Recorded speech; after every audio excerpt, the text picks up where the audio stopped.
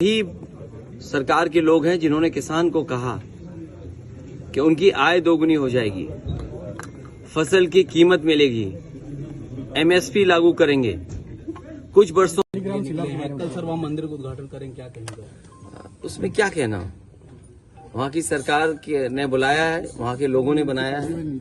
और हमारे भारत का और भारत में हर जगह भगवान के मंदिर हैं, कौन सी जगह नहीं है, और दुनिया में फैले हुए हैं।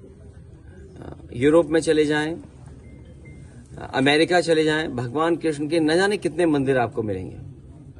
यूरोप में मिल जाएंगे, रशिया में मिल जाएंगे, अबू धाबी और आसपास भगवान कृष्ण के मिल जाएंगे।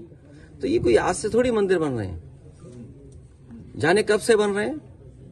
और अगर आप जानकारी करेंगे, बहुत सारे लोग भारत से प्रभावित होकर के दूसरे देशों से भारत आए शांति की तलाश में, जीवन का मतलब समझे उसके लिए। बीटल्स के बारे में सुना होगा, जिस समय वो पीक पे थे अपने, उस समय भारत में ही आए और कई आश्रम में रहे और भगवान कृष्ण के शरण में भी रह गए। तो ये भारत हमारे धर्मों का देश है, लेकिन हमें विवेकानंद जी को याद रखना चाहिए। स्वामी विवेकानंद जी ने कहा कि हमारे देश में धर्म की कमी नहीं है, धर्म बहुत है, लेकिन रोटी कब मिलेगी और रोजगार कब मिलेंगे। धर्म का स्थान अपना है, अलग है, लेकिन सरकार की जिम्मेदारी है लोगों को न्याय दें, सामाजिक न्याय मिले, रोटी मिले, रोजगार मिले और किसानों का हक और सम्मान बचा रहे। ये पेपर लीक कोई पहला नहीं हुआ है। इस सरकार में कोई भी परीक्षा होगी, बिना पेपर लीक के परीक्षा पूरी नहीं हुई है।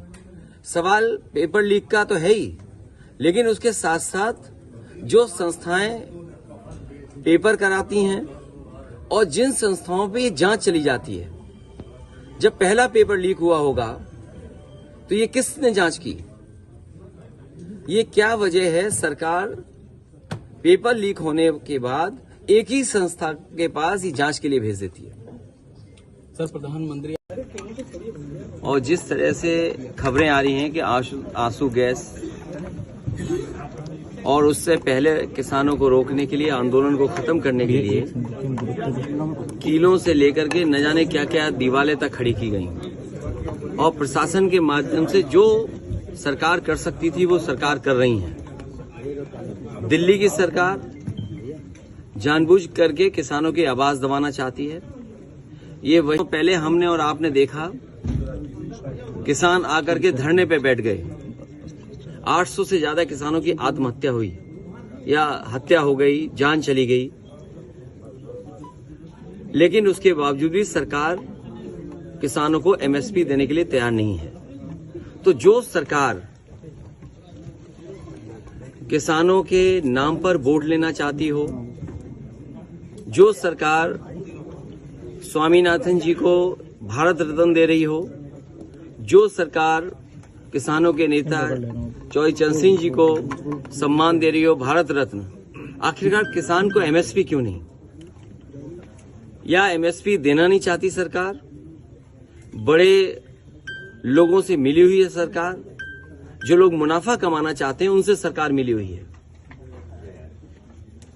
और उसी का परिणाम यह है कि किसान की आवाज दबाने के लिए लगातार सरकार इसी तरह का व्यवहार कर रही है किसानों के साथ।